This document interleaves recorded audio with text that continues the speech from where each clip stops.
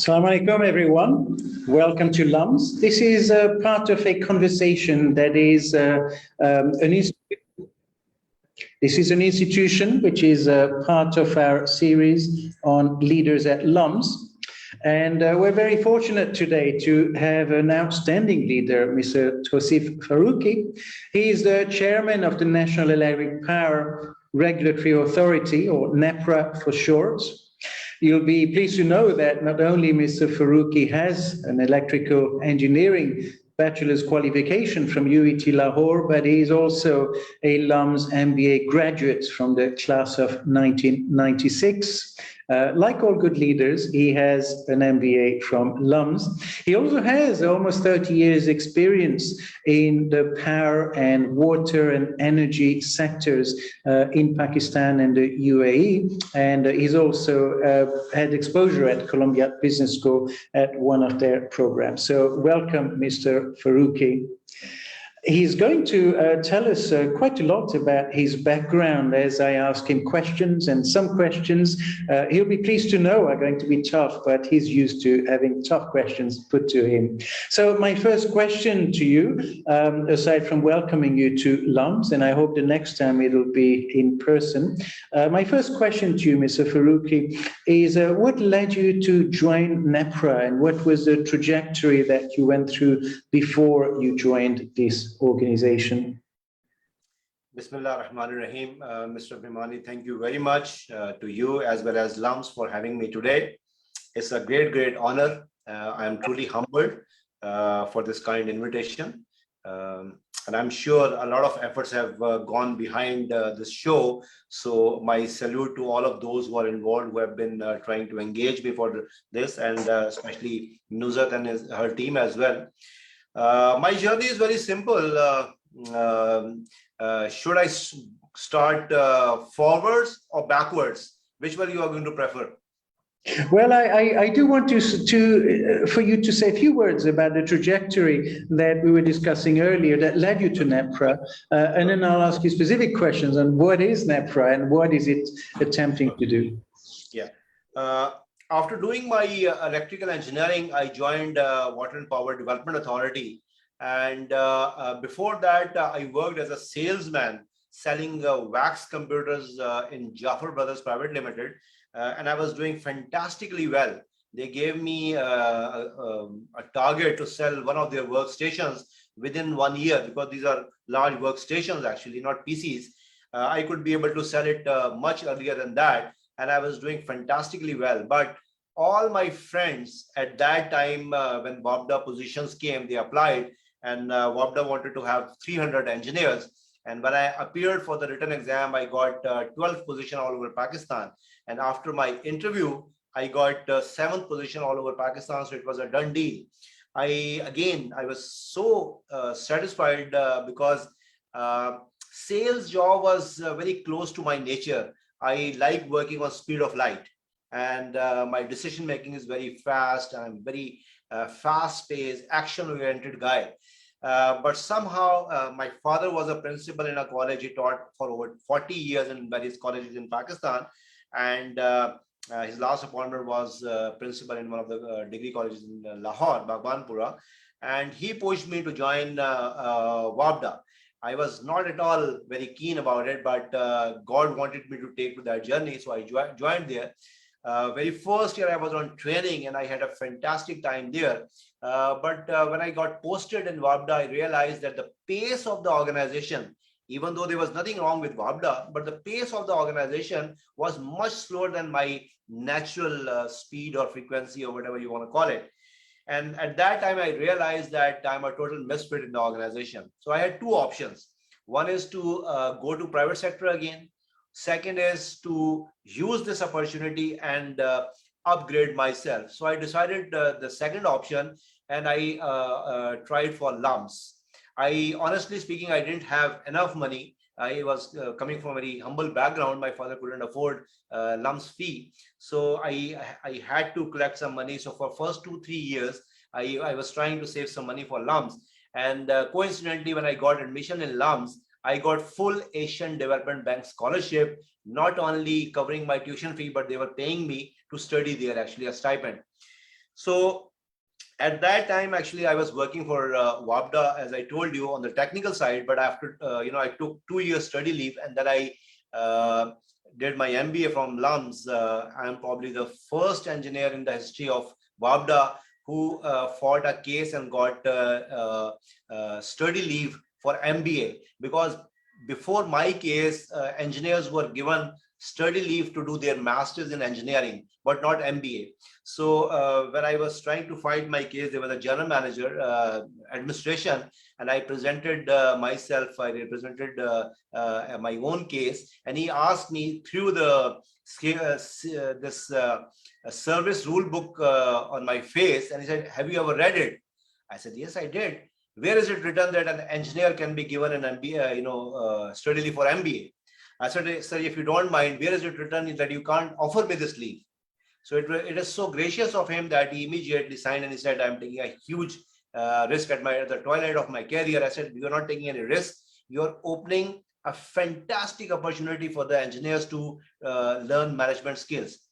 So this was all the engineers who came after me in WAPDA, all they had to do was attach my leave, application that was granted by WAPDA, and just they got the leave there and then without any efforts. So after doing my MBA, let me fast track that. I am probably the only engineer in the history of WAPDA who not only served the technical side, but after doing my MBA, I served the finance side, preparing management accounts and MIS report for the top brass of WAPDA.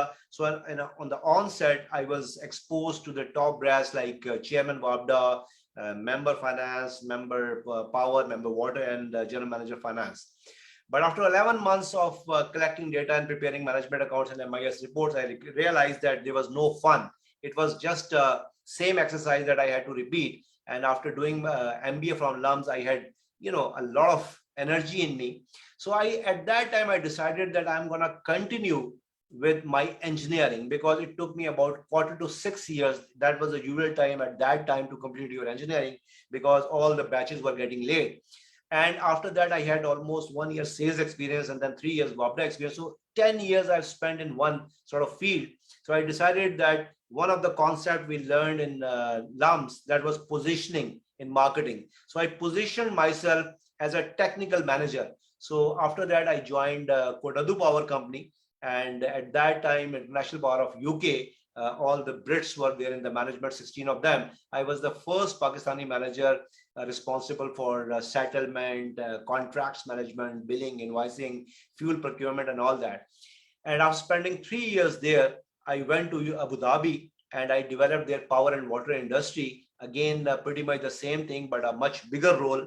And my first appointment was with an American company, and then last appointment was with the Marubeni of Japan. So again, fast tracking, about 2 years and 6 months back, government announced, initially they had a local newspaper ad, but then later on they advertised in the Khalij Times and Gulf News as well.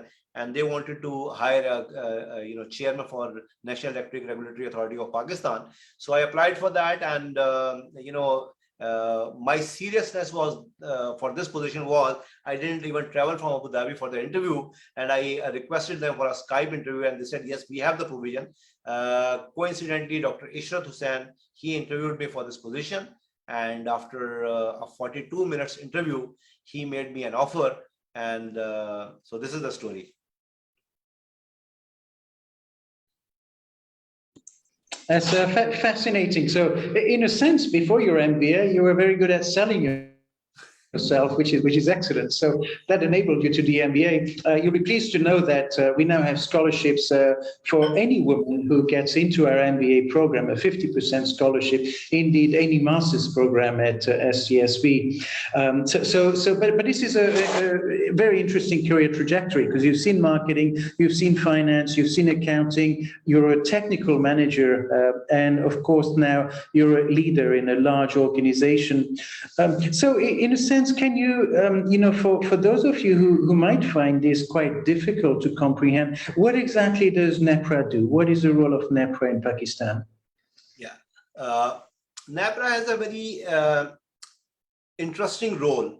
We are supposed to create a fine balance between the consumer's interest and the investor's interest. Because right now, let's say the unit price, cost of electricity per unit is, let's say, 20 rupees. Investor want to sell it at 100 rupees. I'm just hypothetically using a number. Consumer wants it free of charge. And they want some gifts as well, every month.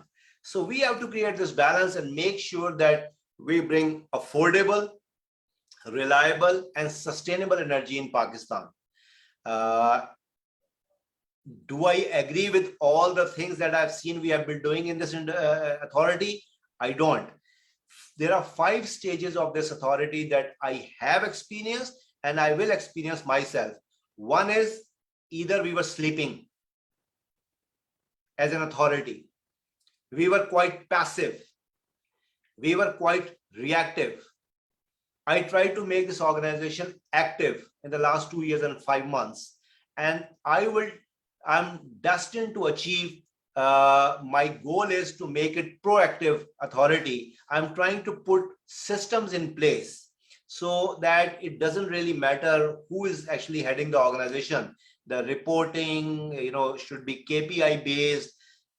Just to give an example, the day I joined here, there were 29 fatalities in Karachi due to electrocution in KE. And the very first question I asked my guys, how did we come to know about these fatalities? And they said, through TV. I said, have they actually officially reported these incidences? And there was no such mechanism. But now we have actually put in place a mechanism whereby any such fatality, any accident is reported instantly to NEPRA. So there are a few other initiatives that we take. So basically, there are 4 core functions that we have. One is whosoever wants to do any business relating to electricity, may it be generation, may it be transmission or distribution of energy, they have to seek a license from NEPRA. So we issue licenses. We do their due diligence, we do all the requisite groundwork, and based on their financial health and eligibility criteria and all that, we grant licenses. Then we issue tariff. If somebody wants to set up a power plant, we issue them a tariff for the life of the project, which is minimum generally 25 years. Then we also do the monitoring and enforcement. Whatever license and tariff conditions are, we try to audit them, and we try to make sure that there's a discipline maintained there. They are complying with the license and tariff requirements. And the last main function we have is we have in all everywhere where the discos or main offices are there, we have our complaint center. So it is called Consumer Affairs Division. So these are the 4 fundamental or basic core functions that we have. Fascinating. Thanks for this explanation. This is very, very useful indeed.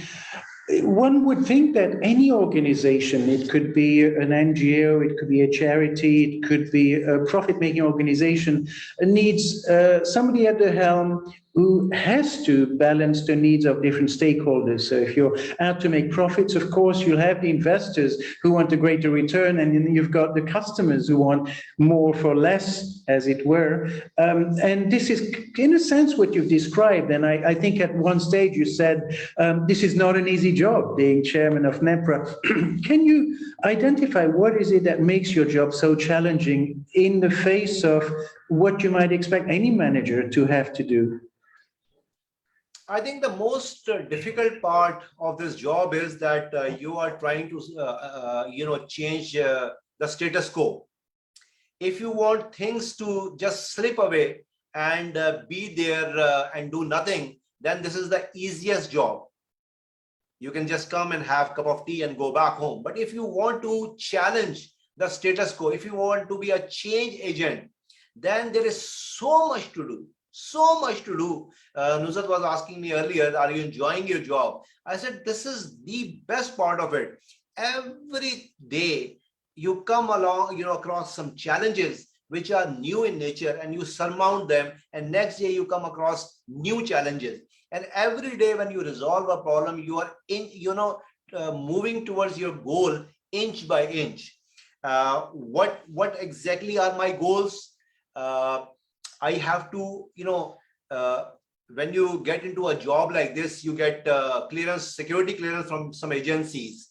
My biggest security clearance was getting a clearance for Syed Babar Ali, because he was not very keen that a LUMS graduate should join public sector for obvious reasons, so I had to convince him, and then he spoke with Dr. Ishaq Hussain as well, and then he finally agreed. So I met him before joining this position, and I gave my pledge to him that I would deregulate this market as much as possible. So being a regulator, I would like to deregulate this market. Second goal that he actually gave me is to see the future leaders of Pakistan. So I'm traveling, I'm connecting through LinkedIn, try to connect with as many future leaders as possible.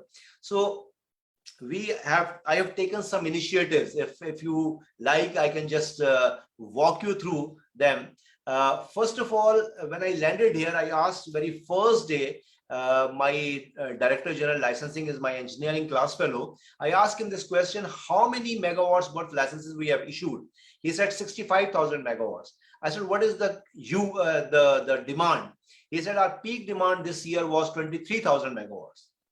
And I was shocked, because even if we are traveling to a friend's house and we are going there very first time, we ask him to send us a location, and then we try to follow that location. Once we log that location, no matter how many times we just miss that path, that lady brings us back to that normal course, and she also guides us to take the least disturbing area, or where the traffic is not there and all that. But in Pakistan, we were supposed to head towards north. Unfortunately, we didn't go there. We traveled in other directions. So we were not expanding our industry in any scientific manner. So very first time I brought indicative generation capacity expansion plan for next 10 years. What it means is, for next 10 years, whatever capacity expansion will be there in Pakistan, that will be on a scientific manner, based on demand and supply match.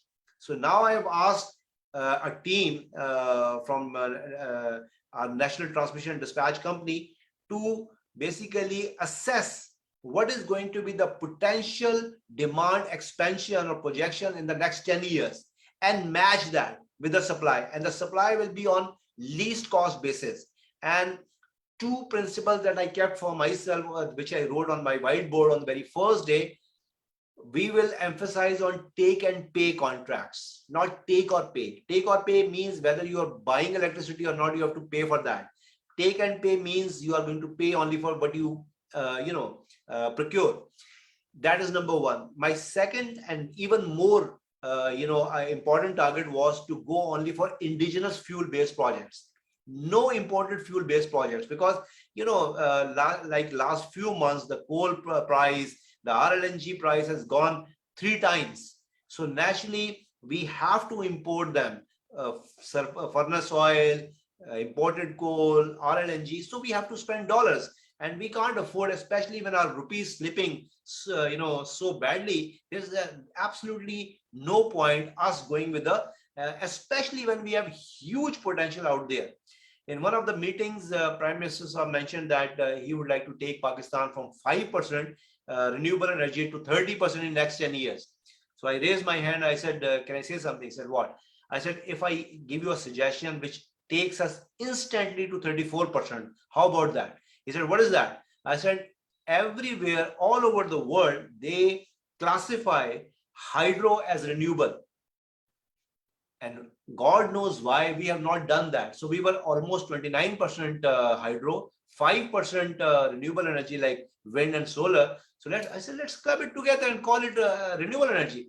So the policy has not defined it yet, but I'm so happy that in last time I heard Prime Minister Saab in World Economic Forum Davos, he mentioned that I would like to take Pakistan from 35% to 65% over the next 10 years. So that's what we are doing. Next 10 years, we are going to bring lots and lots of hydro projects as well as wind and solar. This is going to be our focus. One more thing that we are doing, like we create an army and we invest heavily on that with a view that when the war breaks, they are going to win us war against our arch rival. That war may or may not happen, but we prepare our armies. There's another war which is happening 24/7, which is the business world. So we have to create an army of businessmen and give them, the best terms and conditions. When I say terms and conditions, means the best and most affordable tariff, so that they can go out and fight in the business arena. In the world, generally domestic, they cross subsidize businesses so that the business can create jobs, exports, taxes, and all those buzzwords, and lift the entire country by jacking up the per capita income. In Pakistan, unfortunately, our 90% consumers are domestic consumers, and 79 of them are being subsidized. And subsidized by whom? By business, by commercial. So we are creating a very, disadvantaged, unplayful playing ground, basically, for our business community. So we are on 1st of May. Actually, when I joined here, we already had, this is called competitive trading contracts bilateral market, CTBCM. What it simply means is you can have bilateral contracts, because right now in Pakistan we have only one buyer, which is government of Pakistan, and they are multi-sellers. So we are about to bring a paradigm shift in the way power industry has been operating, and now we are bringing multi-sellers and multi-buyers. So it is going to be eventually like a stock exchange, where people can buy and sell electricity through bilateral contracts without government getting involved and giving sovereign guarantees, so to say. So about 1.5 years back, about 1 year and 2 months back, we actually gave approval, NEPRA, for the final design of CTBCM. When I came here, it was already lying with us for more than 1 year. So I immediately took it up, and I spent thousands of my hours actually on this, if not maybe more. So many thousand actually on this. And we are going to, inshallah, execute this on 1st of May. And this is our pledge or promise to the highest office in Pakistan. So after on 1st of May, a private market will evolve, which is going to handle or let's say benefit the business community. And 16% of our current users who are using more than 1 megawatt, they will be free. They will have a choice to actually select who do they want to buy and sell electricity from. And if you have time, I've taken 3 more initiatives during this period. One is called Power with Prosperity. What it means is, the very first time since our making in the last 24 years of NEPRA, we are asking our licensees, which are 300 plus generation, transmission, and distribution companies, as to what exactly are they doing in the communities they are operating in. If have they done any health related projects, any education related projects, because as we speak, unfortunately 30% of Pakistanis are without electricity. So if they don't have electricity, they don't have water, they don't have education, they don't have proper medication or medical services. So we are now binding our licensees, which are right from north to south of Pakistan, to do something for the poverty alleviation, for women empowerment, for blah blah blah blah blah. This initiative I've called Power with Prosperity, and you guys will be extremely happy to know that in the last 1 year we just started it. We have just given our regulations a soft regulations through guidelines, and we could be able to create more than 19,000 jobs just on CSR front. Second initiative I've taken is called Power with Safety. The theme is very simple. Quran says that if you save 1%, it's like saving the entire humanity.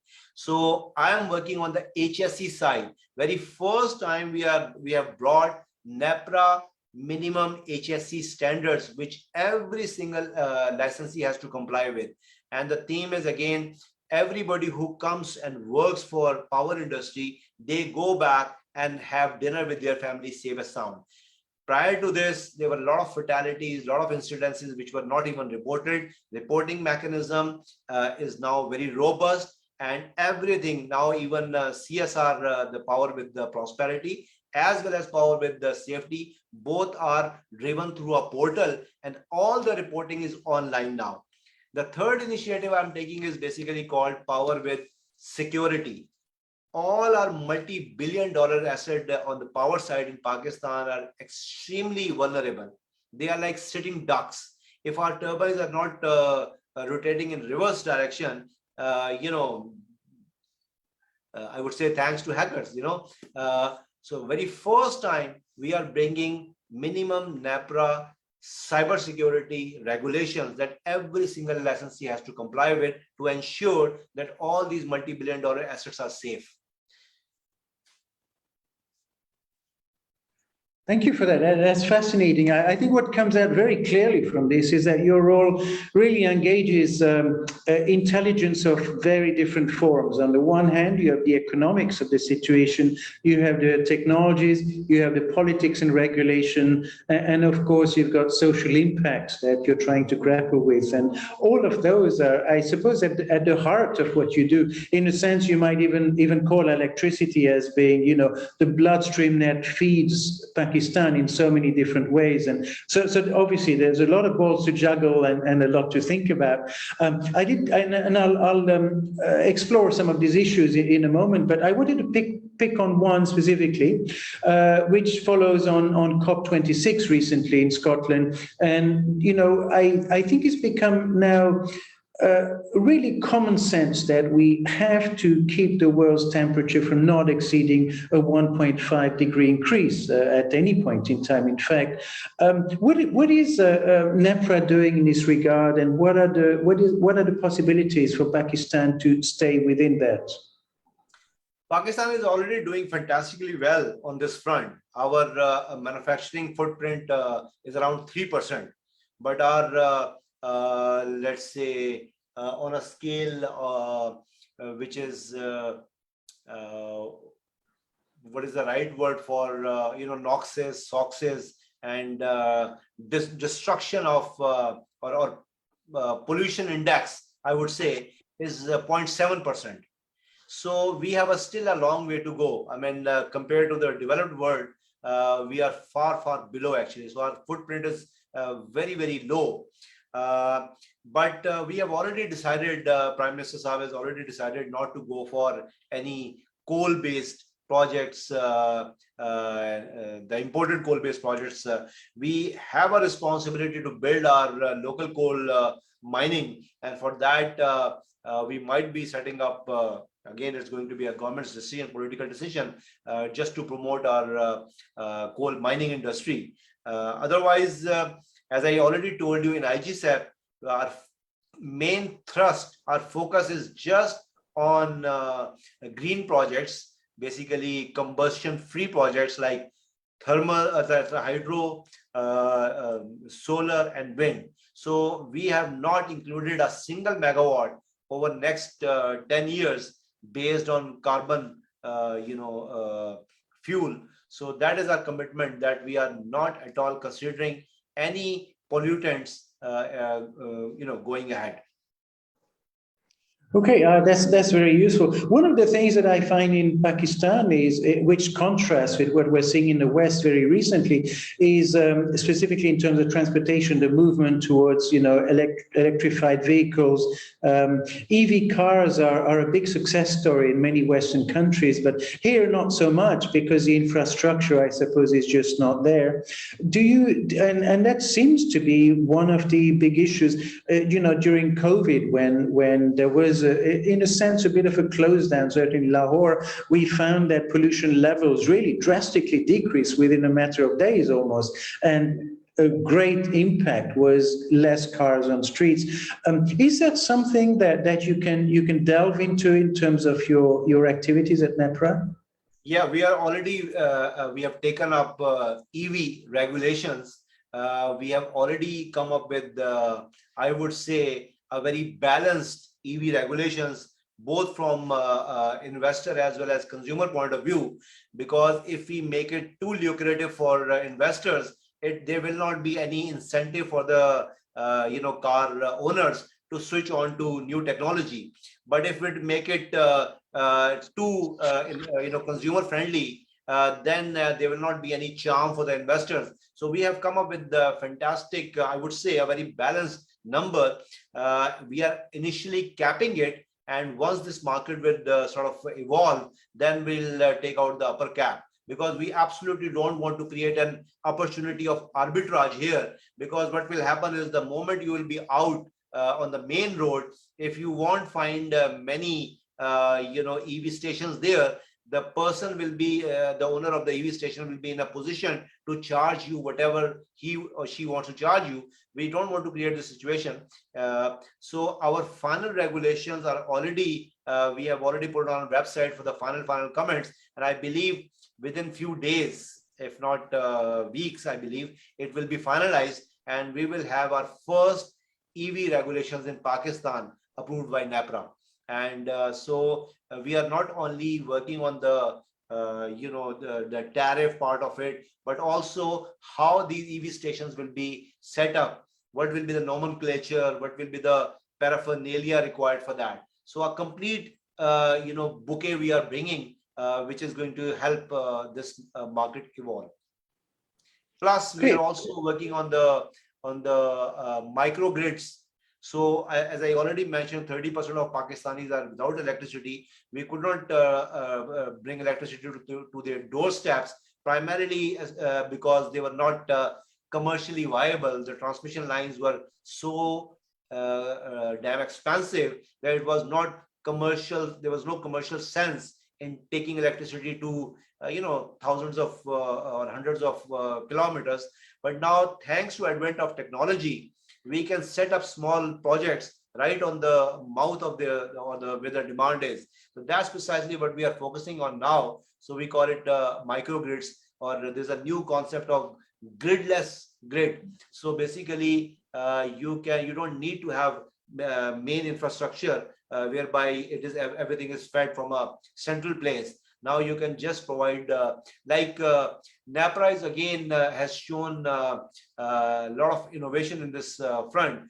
We, despite all the odds and lots and lots of opposition, we actually allowed rooftop net metering, whereby you can set up your own generating plant through solar on your rooftop, and not only you can use that almost free electricity, but you can sell it to the discos as well, your excess electricity. One more initiative that we took, two more actually, I would like to discuss here. Again, despite all the pressure, we gave two licensees to provincial grid and dispatch companies.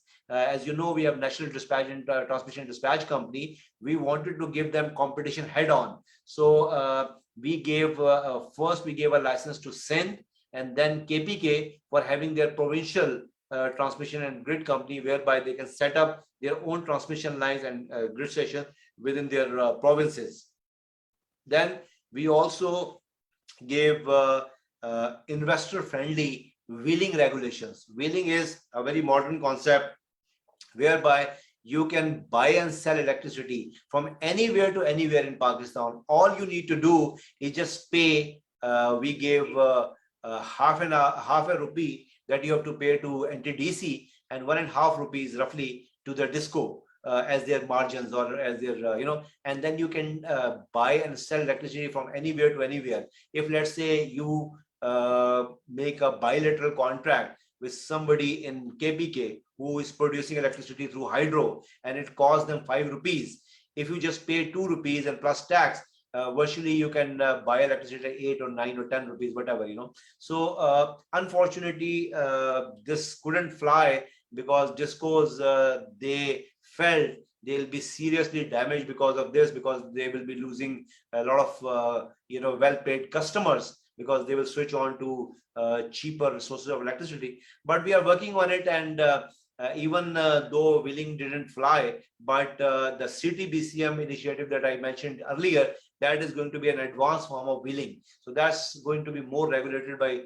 the government, but again, that will be a bilateral buy and sell of electricity. Okay, thank you for that. This is really fascinating. And it brings me to a related question, which is that technological change, of course, is essential, especially when the rest of the world is moving in that direction. But then society doesn't always follow suit right away. And there may be political forces that prevent you from moving on. There'll be industrialists that will be lobbying for no change because their industries are at stake and they're going to lose. And certainly the motor car, combustion engine is one of those, maybe coal-powered station is another, and so on. There must be quite a few of those. And my question to you is, how much of these challenges do you face that have nothing to do with technology or what is economically viable in the long term? And what sort of, political forces are at play from your day-to-day activities that prevent you from achieving what it is that you're pursuing? I won't say it's political, but I would say there are interest groups in Pakistan. Like somebody's pushing for coal, somebody's pushing for hydro, somebody's pushing for RFO projects, somebody's pushing for RE. I rather see them all as beautiful flowers.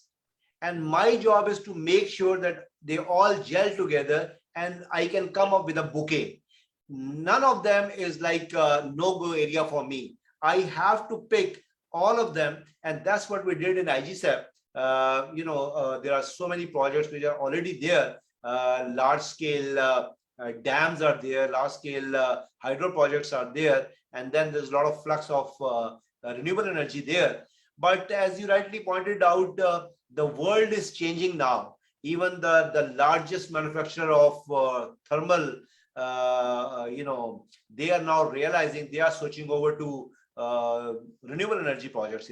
So the world, all the top companies like GE, like you just name them, Siemens, they are repositioning themselves to the changing circumstances. So is NEPRA. So NEPRA is the biggest champion of green, clean, and I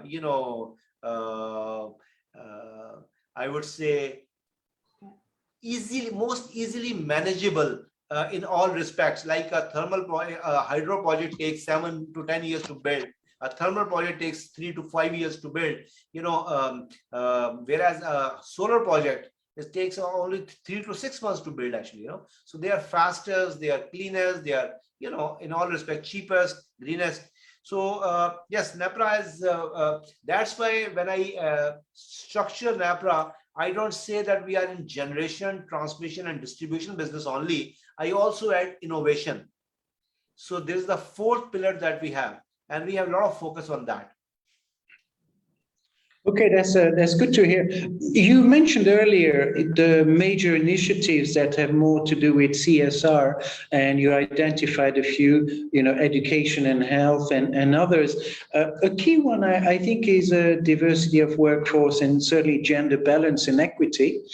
What sort of initiatives do you have at NEPRA that would, in a sense, bring about a more just society in terms of gender equity? I mean, the biggest litmus test is that 40% of NEPRA's female staff has been hired by me in the last 2 years and 4 months. So we are celebrating our 24 years of inception in few days' time. So 60% were hired in the last almost 22 years, and 40% are hired in the last 2 years. So I don't only talk, I talk a lot, but I also walk my talk. So this is my the biggest litmus test that I have, and I give them full opportunity to rise. And whenever I conduct hearings of all these distribution companies and my other licensees, one of my usual question to them is, what is the percentage of your female employees? And generally it varies from 0.5% to the best one is probably 5%. So I tell them, no good. Even NEPRA is now having almost 10% of female workforce. Am I happy with that? Not at all. But with the passage of time, we are going to give, at least right now, we are giving equal opportunity, if not more, to female staff to come Day before yesterday, when I was having this session, yesterday actually, yeah, with all those 25 officers, we just came back from LUMS after training. So we had a session on ethics, morality, and women empowerment as well. And I told them that when we guys go back home, generally we don't do anything. The food is ready, the food is served, but these ladies who are our colleagues, when they go back home, they have a new job to actually carry out a lot of things there, taking care of kids, their families, husband. So life is much more cozier for us, but so we have to respect that actually. Thank you. I think that's very, very good to hear. Of course, at LUMS, we're on a drive to increase the gender balance. There were some programs when I came, which, as you say, had maybe 5 or 10% at most women. Now, some of our programs, masters at the master's level, have up to 70% women. And we find that the conversations in the classroom change and innovation comes about as a result of that. So I'm sure you're experiencing very similar things as you become more diverse. So that's great to hear. What I did want to ask you is of course, you came to LUMS for your MBA. And I wonder whether we have students who are watching this, we have alumni who are watching this, and some of your reflections on the past and the sorts of things that you think helped you. Can you elaborate on some of those that would help some of our viewers? I think I learned a lot from LUMS, but what I did was that I made sure that if not all, at least few profound concepts that I learned during LUMS that I apply on myself. Like a classic example is punctuality. I'm considered like a civilian Fauji, or people generally ask me, do you have army background? Because you are very, very, very regimental. You are very disciplined. I never start any meeting even a 1 minute late. So that has gone into my blood now. And when these 25 officers went to LUMS, I showed them Jam. I said, this chap is responsible for me making your life miserable. So if you have anything against me, ask this chap. So LUMS has done a sort of complete transformation for me. I was not at all disciplined to this level. And after that, what I did was, whatever best practices that we were exposed to, we learned during a LUMS period, I never let them go. This is precisely what I did when I went for Hajj. I was not a very practicing Muslim, I would say, before going for Hajj. But after Hajj, I don't remember leaving even one single prayer. I try to offer them in time. So the point is that, yes, you are exposed to something. Do you want to really make a lifetime change in yourself, or you just want to use it as a one-time experience and then move on and go back to your previous practices? I don't do that. When especially an experience like LUMS, an experience like Columbia Business School, an experience like Hajj, nobody pushed me to do that. But when I did it voluntarily, I want to do it with perfection. Same as goes with my golf these days. I just started 6 months back, and I'm playing with guys who have over 20 years of golf experience, and I'm playing equally well, because in last 6 months, I have played with such a dedication. I've tried to learn the game. So that's what I always do with myself. So punctuality, that has done the most profound, let's say, impact on my personality. And following concepts like positioning, like customer orientation, that's the kind of the change management. So a lot of but those are something which you practice, and then you, with the passage of time, you sort of you sometimes forget, sometimes you apply, but basic principles, once you adopt them, that really brings about a change in your life. That's a very, very good to hear. I think you're absolutely right. I think the pursuit of whatever ideals you have about perfection is a great thing. And LUMS instills that in very, very many individuals. I've heard that before, and it's good to see that you've reached immense heights as the outcome of some of those experiences, which is great to see. If you go back, this was 25 years ago, what are one or two of your best memories at LUMS? I think every single day was a great memory. I would say interacting with peers. I mean, the peer pressure and peer learning, I would say, was the most profound thing.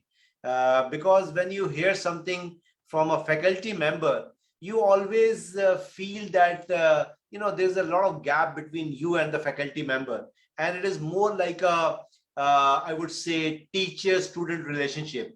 But when you learn something from a peer, from a colleague who has done something, who is more or less of your age, I was actually on average, I was 6-7 years elder to my other average. Average age was like 22. I was 29 because I already had engineering and then this thing WAPDA experience.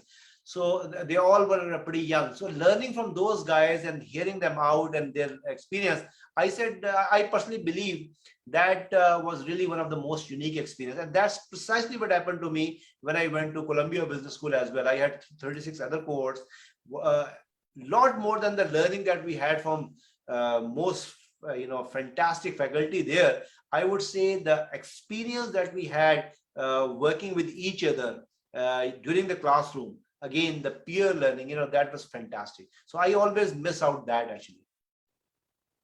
Well, that's good. Yeah, no, absolutely. I think networking is absolutely crucial. We have about almost 16,000 alumni, and the extent of interactions that continues between them is immense. And I think it propels all of their sort of professional careers as well as personal aspirations and interactions. So that's really great to hear. I did want to ask you one last question, if I may, and this is that you've got just approximately, I suppose, 2 or 2.5 years left as chairman, at least on this term.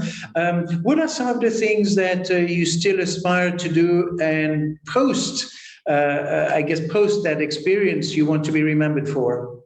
Yeah. See, one thing I want to do, I would like to take NEPRA to the heights it truly deserves. We are the Power Regulatory Authority of Pakistan, and I don't feel any shame in admitting that we didn't establish ourselves to the level that we should have established ourselves to. So one thing is, I would like to take NEPRA to the heights it truly deserves. That is only possible when we put systems in place whereby there is an automatic check and balance. Everybody should value a regulator as the regulator, because I was in Abu Dhabi for 20 years and I've seen I have first-hand experience of how people respect a regulator and how a regulator behaves. I have not seen in 20 years in Abu Dhabi anybody going against regulator to any court of law even, because first of all, they will never try that, and even they would have tried, the court would have sent them back. Are you nuts or what? This is your regulator, and that's the reason of its existence, that it is supposed to give this let's say techno-commercial or legal decision in your case. Once they have given you the decision is there. So even though UAE is a very small country, but I always say Riyasat makes institutions, and then institution makes the country. So if we have very sound, robust, credible institutions, then you don't need to worry about building the country. They will do that for you. So all we need to do is, basically, we have to exhibit the highest professionalism. Whosoever comes in interaction with NEPRA, they should have nothing gave me more joy and pleasure than hearing Jam and Dr. Jawad saying such high words, beautiful compliments they gave to NEPRA officers. They said that we have been training the multinationals, the top government, other public sector organization, but this group is so unique. They have gelled so well. So they had very high, words for them. So first thing is taking NEPRA to the heights it truly deserves. The second most important thing, I would like to give a voice to every single employee of NEPRA, whereby they stand up for the right cause, and no, they should not get any pressure from any side, and deliver what is supposed to be delivered by the books. That's it. And plus, my goal is to reduce the price of electricity as much as possible. That is only possible if we do two things: remove the inefficiencies from the existing system, which I is very gracious of the Prime Minister. He met me last year, and I gave him some suggestions. Some have been, we are still working on that. The second thing is induct the cheapest electricity possible in the system. So that's what we are trying through renewable energy projects. So these are my aims, actually. Okay, well, these are truly laudable objectives, I think. Actually, for any organization, the ability to have employees who can speak out, the removal of inefficiencies, and seeking the highest form of professionalism, and any organization can benefit from all of that. I should also say that, we have some pretty outstanding individuals, and you mentioned Dr. Jam and Jawad, and there are many others at LUMS that you may recall from your days, but there are many new ones as well. So we do hope that you'll come and visit us. I want to thank you for your time. It's been wonderful to chat with you.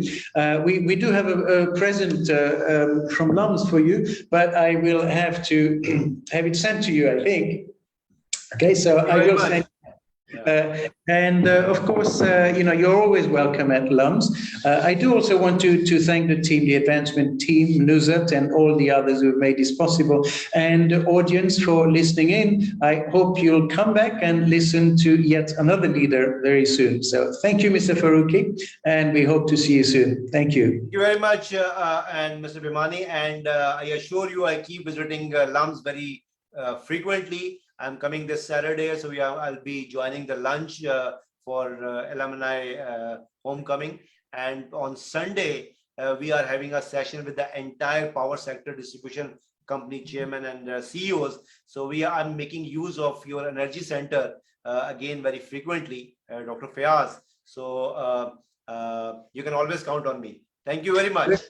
Thank you. I just as a pun, all power to you, and good habits, and bye for now. Thank you.